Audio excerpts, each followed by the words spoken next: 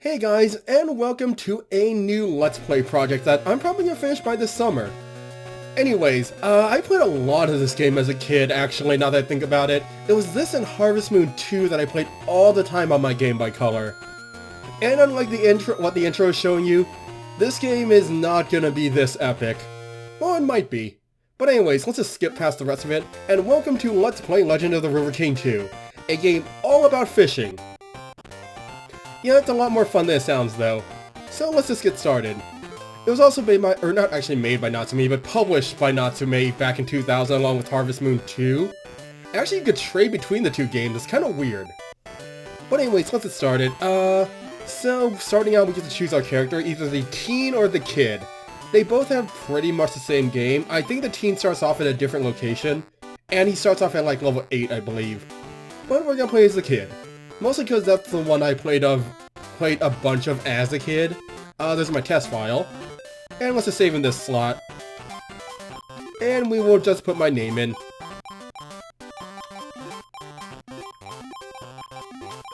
There we go. Oh, that fits perfectly, actually. Let's get started.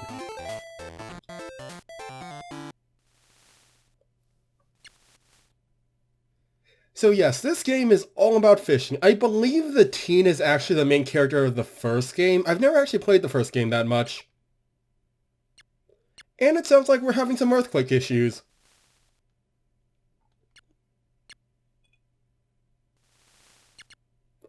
That came out of nowhere.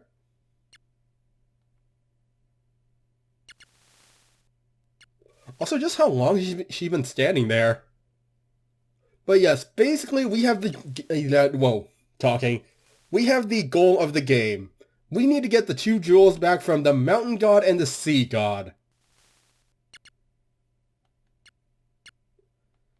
Sounds like that might be the cause of the earthquakes. Although I'm not sure why we would be believing some random girl who just, appeared in front of our house. But yeah, sounds like we should probably get those back. Like, now.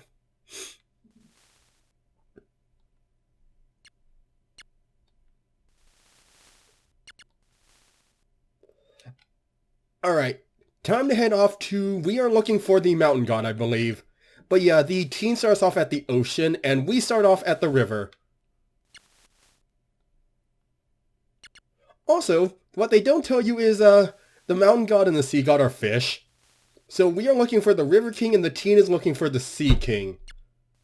I just realized that's also a Pokemon. I completely forgot about that Pokemon, actually. Actually, wait, is it the kid who's the main character? No, I think it's the teen who's the main character of the first game. But yes, we are off to find the River King. Before we go, though, I think we can do a side quest involving flowers. Also, no, your garden is not wonderful, it's dirt. Like, literally nothing but a giant pile of dirt. Alright. So yeah, I believe we can bring back flowers to plant here. Unfortunately, we don't actually have any flowers right now, so that's not important. Anyways, let's get going. So anyways, this game is about fishing. Before we do anything, let's take a look at the menu real quick. So we can fish, we have bait, but I think we only have earthworms right now. Gear, we right now only have the T-Rod, which kinda sucks, like, badly. I want to replace that as soon as possible. Although we can probably get a replacement in the next area we go to without paying for it, so I might have to be fishing with that for a bit. What else do we have? Items, we don't have any. We don't have any food, at least. Tools, just our basic stuff, and stuff we can store our stuff in. And level. This game does have random encounters and RPG elements. The only stat you have is HP, but HP pretty much determines everything in this game, so it's kind of good to keep it high. Over here is just our cooler where we store our fish, a box where we can store bugs, and a basket where we can store some flowers. And these are just picking bugs, picking flowers, and diving. Diving we'll get into much, much later. But for now, let's take a look around. The statue, we can save there. Let's just make a quick save. And let's talk to some people. So yeah, to talk to people, you literally just run into them. You don't have to push any buttons. This man is a boat maker. And it sounds like we can get a canoe if we can give him an S-eel. Fortunately, S-eels are pretty close by, and we want to get a canoe as soon as possible. What do you want? Oh yeah, this was about the time the internet was a thing. Also, I'm not sure if the internet would be the best place to trade fish. Mostly because shipping fish seems like a horrible idea.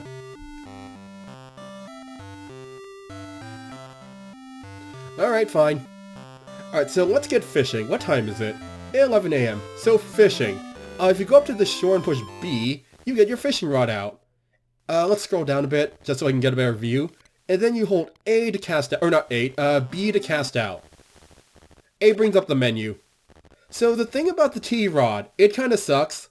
I don't have any control of the bobber once it's out with the T-rod. It's literally just line on a stick.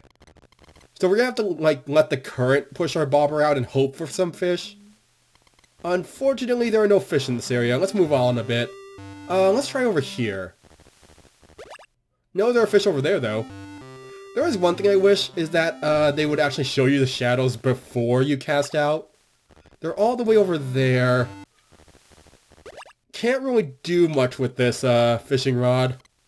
Let's hope they, like, drift near the bobber. But yeah, your HP also determines, like, how far out you'll... Oh wait, here we go. Okay, grab it.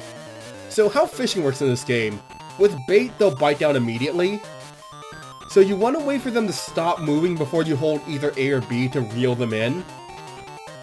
But once they start slowing down, you want to let go again because they're about to fight back. If you try to pull while they're fighting, there's a chance your line will snap. And if that happens, you lose both the bait and the fish. But we got the S-eel, so that was easy. So we'll go give it to that guy in a bit. Also one thing about bait rods, you have to put a new piece of bait after every single cast. It's actually kind of annoying. Yeah, I can't catch that fish from that angle. Let's try over here. But yeah, your HP also determines, like, how far out you can cast. Like, if we were low on HP, which we're not, because casting doesn't actually take HP. Other things do, though, but not fishing. Which is kind of surprising. Another S-eel. You can usually tell what type of fish it is when they actually grab on. But yeah, see how it's starting to slow down a bit? Oh, no, we want to let go. You do not want to ever pull while it's fighting back.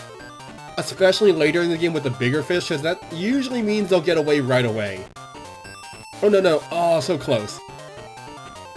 Come on, no. Unfortunately, the fish do have a tendency to fight back at the very last second, so it's good to, like, keep an eye out. But anyway, surprisingly enough, fishing does not take HP. Other things do, though. Other really important stuff. Anyways, let's try moving to a different location, see if we can get a loach. What time is it? Okay, and we have plenty of time till nightfall. A lot of fish in this game don't come out at night. So it's kind of important to do all your fishing during the day. And maybe at night I'll, like, take a look around at the shops. I don't have a good position on any of those. But I do want to get out of this area, like, as soon as possible. If only because the fishing in this area kind of sucks. Especially with the T-rod. Fortunately, we are being pretty lucky today. Oh good, that's a loach, I believe. But yeah, once night falls, I'll probably go look around the shops a bit. The day will pretty much be devoted to fishing, and I do all my shopping and selling at night. There we go. Yep, that is a roach. 4 centimeters long. It's also important to notice the length of the fish, because that actually determines its price. Not what type of fish it is. Also, no you won't, an S-eel is, like, really common. Like, I caught 2 in the last hour or so.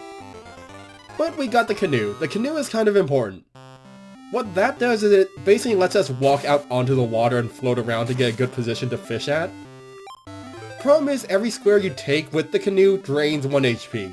So it's good to make sure you keep an eye, or not every one square, but Every square or two, I think. I'm not sure the exact conversion rate for that. But yeah, you need to keep an eye out on your HP while you're going out in the canoe. It is possible to pass out by canoeing too much. And also take... Ooh, that is a crucian and carp, I believe? Actually, I don't think it's a carp. I forget what that is. Carp are bigger, actually. But yeah, you want to... Oh, no, no, no. Oh! Yeah, that also happens. No, that is a carp. Oh, wow, that was a big fish, too. That would have sold for a lot. Oh, well, let's see if we can get another one. But yeah, you want to watch out taking, like, long boating trips out. Because the longer you go out, the weaker your character will get. And that means the less further out you can cast your line. Which can be really annoying in some of the bigger areas. Let's reposition a bit. Also, there are random encounters in this game, not on the water, but on land. And they're kind of important because they're the only way to level up. Which is kind of weird. You would think fishing would give you experience, but it doesn't. But yeah, the only way to get stronger is to beat up random encounters around town. Maybe we'll run into one later tonight. Although I do want to sell my fish before I try to find some. Because as you'll find out, some random encounters can actually steal your fish. And it's almost nightfall, I believe. Yeah, it's about 6 PM. Let's get out of here. We do have a roach we still need to turn in. Actually, no, never mind, it's nightfall. Are there any nightfish in the area? There are a few, but I don't think they'll go for my bait. Also, I think the emulator is freaking out a bit with the nightfish. Because the shadows are not showing up properly. You can still tell where they are, though.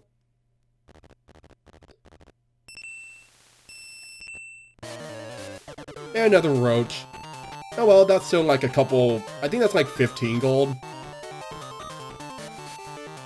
If we want to make any real money, we have to go for some of the bigger fish. Which means we have to leave this like starting lake area. So once we do this, I'll probably head over to the shops real quick. Yep, it is a roach. 6 centimeters long.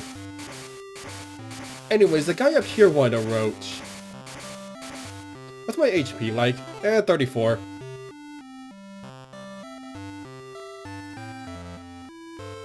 Not sure why you would want arowana so much.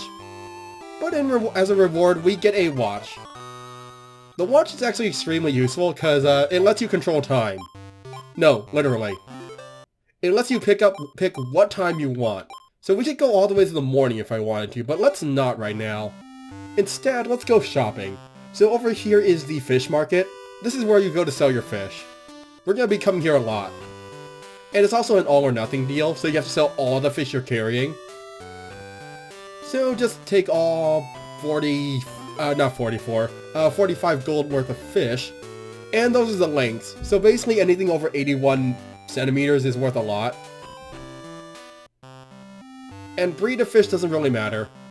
Over here is the supermarket. We can buy like supplies here and do like trading with Harvest Moon 2. Anything good I want? I don't really need any of this stuff right now. And you can sell flowers and stuff and bugs here too.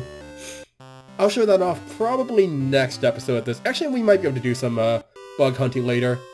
This is the tackle shop. Here you can buy some new equipment. I'm probably never going to really buy anything here, because we can get all this stuff for mostly free. I am going to have to buy the large surf rod at some point, because that's actually kind of important. I'm probably never going to buy that, like ever, because the T-rod sucks. We can also buy different types of bait here. I'm actually going to get some more earthworms, some mosquito larvae, and an insect. The rest I will wait on, because I believe mosquito larvae can be used to catch fish like to the north. And over here is our last shop. This is the inn. We can come here and stay till morning, and it restores all of our HP. So let's do it.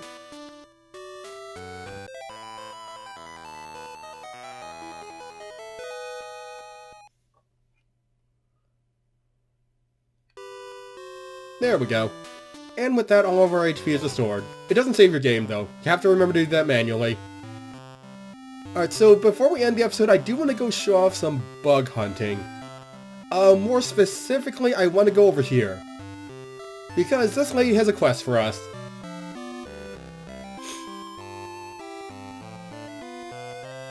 That sounds disgusting.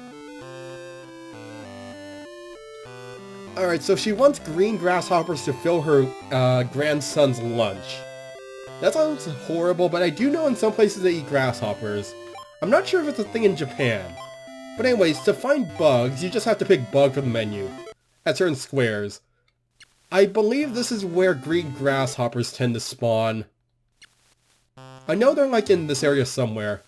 There we go. Oh, nope. And the hitbox for actually catching them can be kind of wonky. Like, really wonky. If I ever upgrade my anything involving bugs, it's going to be the bug net. So we're going to need 5 of those. That's a brown one. We can catch it for now. I do want to be careful though. We can only carry, I think 8 bugs right now. Don't want to catch too many other bugs. Nothing here. I might want to move. No, brown. I don't want bug. I don't want brown, I mean. I do want bugs. But I only want the green ones. There's one. So let's just catch 5 of these. Because the reward for this quest is actually kind of really valuable. Nothing here. There's one. So that's 3, I believe. Seems like you have to aim for the head for the most part. No, I don't have any sap. I think sap...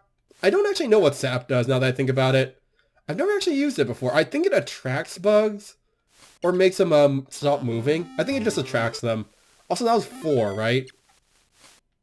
Or was that 3? Let me check my my box once this is done. Stop moving. There we go. How many green grasshoppers do I have? That's 5. Alright, we're good. Here you go, lady. And as a reward, we get to eat them. Oh well. And it's also because of that, we get another 10 HP maximum. So now we have a maximum of 60, which is good. More HP means more strength. Alright, so before we end the episode though, I do want to see if I can grab a random encounter at some point. So let's just wander around till we find one. That is one problem with this game though. The random encounter rate is actually too low. So it might take forever to find one. It also might just be the first few areas, maybe. I do notice that in later areas you do tend to get more. Here we go. So anyways, random encounters are pretty much RPG battles. We have 3 options to beat them, which is attack, eat anything in our cooler, or items, we don't have anything, arrow to run away. So let's just attack. So how attacking works, you have to wait till the fist icon is over the enemy and then you push A. Like that. Every enemy also has a specific weak point. I think the spiders is the main body. There we go. And that's how you gain experience. Usually, if you don't know where the weak point is, a good idea is just to aim for the head. Let's see if we can get another one. And your attack power is also determined by your HP. The higher your HP is, the stronger you'll hit. And the less HP you have, the weaker you'll hit. So if you have like 1 HP, you're pretty much not going to do any damage. It's kind of weird like that, honestly. They don't really tell you just how valuable HP is, and the only way to increase the maximum is through either side quests like we just did, or to get more levels. Actually, I think levels only give you like a couple HP per level. And the teen starts off at level 8, so he has a ton of HP compared to the kid. Alright, doesn't seem like we'll get another one anytime soon. But I think we'll call it an episode here. So, next time on Let's Play Legend of the River King 2, we're going to further explore the lake area and probably catch some more fish. I don't really want to buy anything from the tackle shop right away, but I might want to later, so it's a good idea just to start making money now. Although we're not doing too bad in terms of money. So, till then. Also, I should save.